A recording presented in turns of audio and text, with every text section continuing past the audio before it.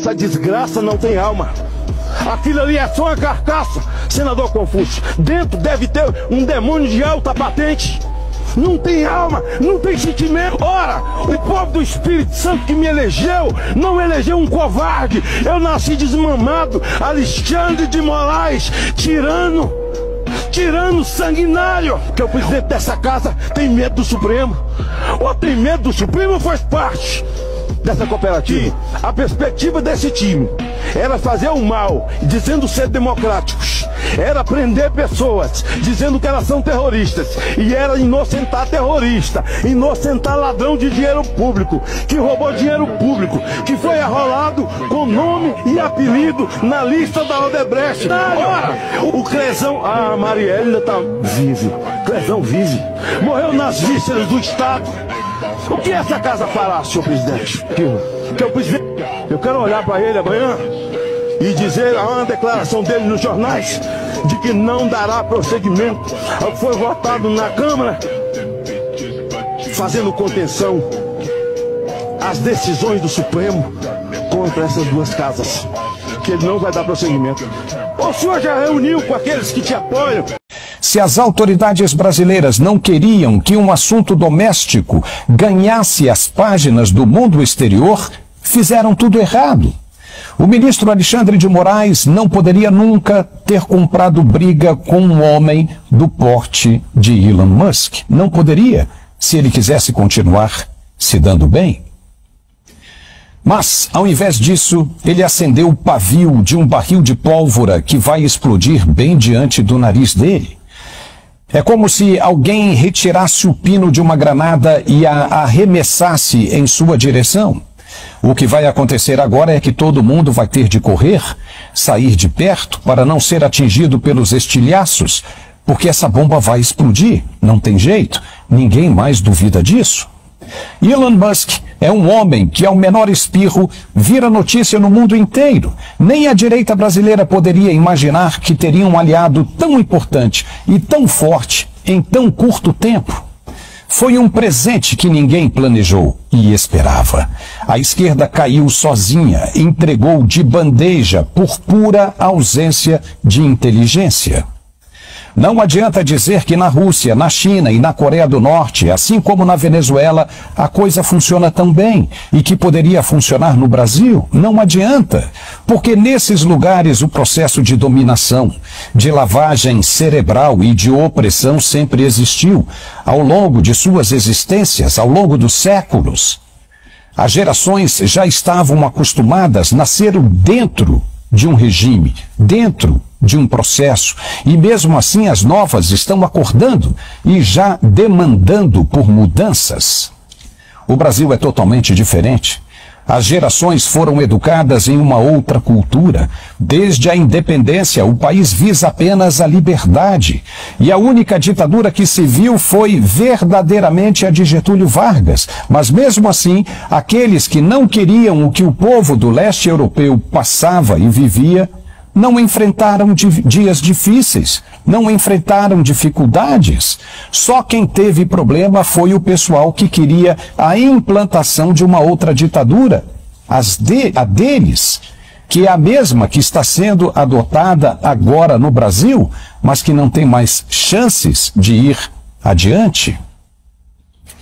O curioso é que tem gente pagando para ver, pagando para chegar até o último suspiro, com a esperança de que vai conseguir sucesso. Lamento desapontar, mas não vai não. O Brasil conseguiu o aliado de peso, e peso insuportável para as autoridades nacionais. Se continuarem batendo de frente, vão perder, e feio.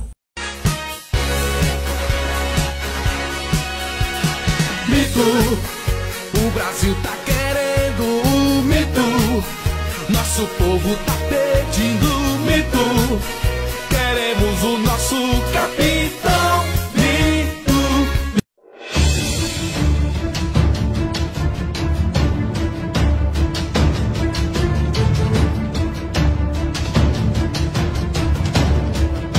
Ele não é um juiz.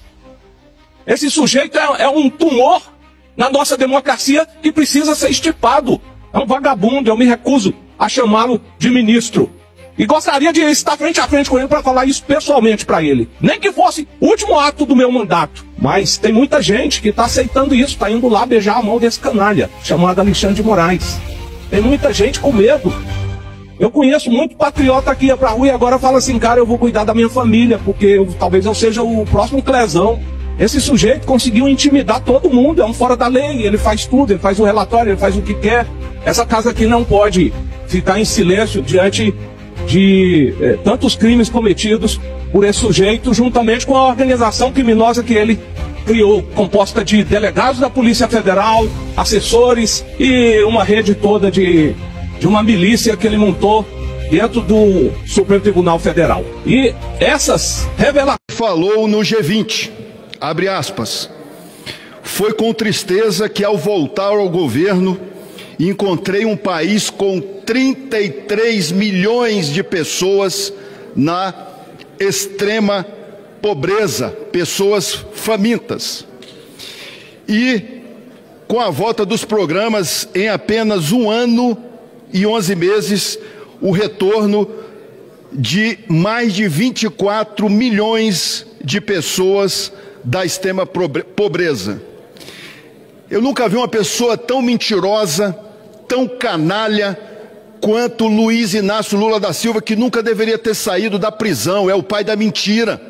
Agora, ele falar que o presidente Jair Bolsonaro deixou mais de 50 bilhões em superávit, e ele aqui já está atingindo 1 trilhão, ele não fala. Então, eu quero dizer aqui ao senhor descondenado Lula, o senhor é mentiroso, canalha, eu quero que você prove que tinha 33 milhões de pessoas famintas na extrema pobreza quando o presidente Bolsonaro deixou o governo. Mentiroso, canalha, que deveria estar preso.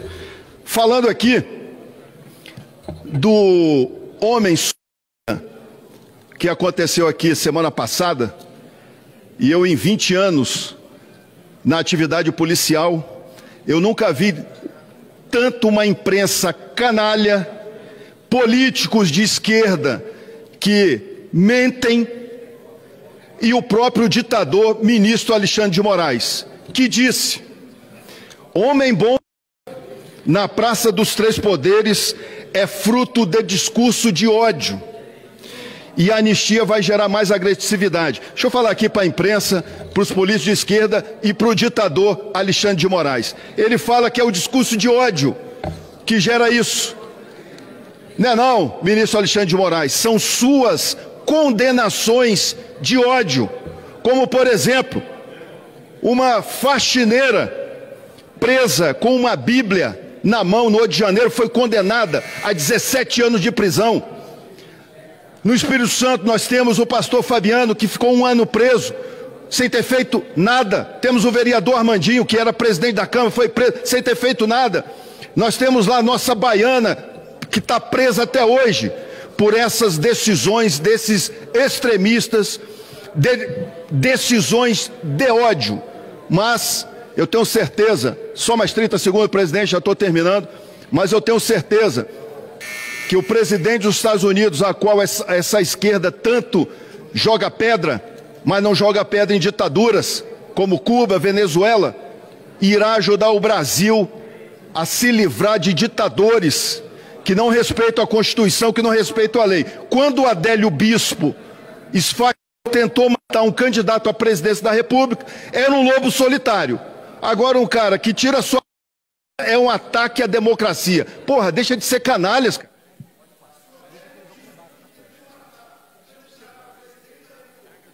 Solitário, um cara que é um ataque à democracia. Vamos se ferrar. Deus, pátria, família e liberdade. Trata dos atos executórios como um crime grave, como assassinato, para realmente isso aí ser crime. Não pode a gente ficar ao sabor do que uma ou outra pessoa dentro aqui do Supremo Tribunal Federal entenda que possa ser crime ou não. Crime é o que está na lei. Pelo amor de Deus, Código Penal, não existe crime sem lei penal anterior que o defina e nem pena sem prévia combinação legal. Só que há muita gente já saiu da política. Mesmo quando a conspiração se dá dentro e com altas patentes do Exército. Vamos prender então o jornalista da Folha que falou que desejava a morte de Jair Bolsonaro. Vamos prender a pessoa que fez a peça publicitária jogando bola com a cabeça do presidente Bolsonaro decapitado. É isso que a gente quer.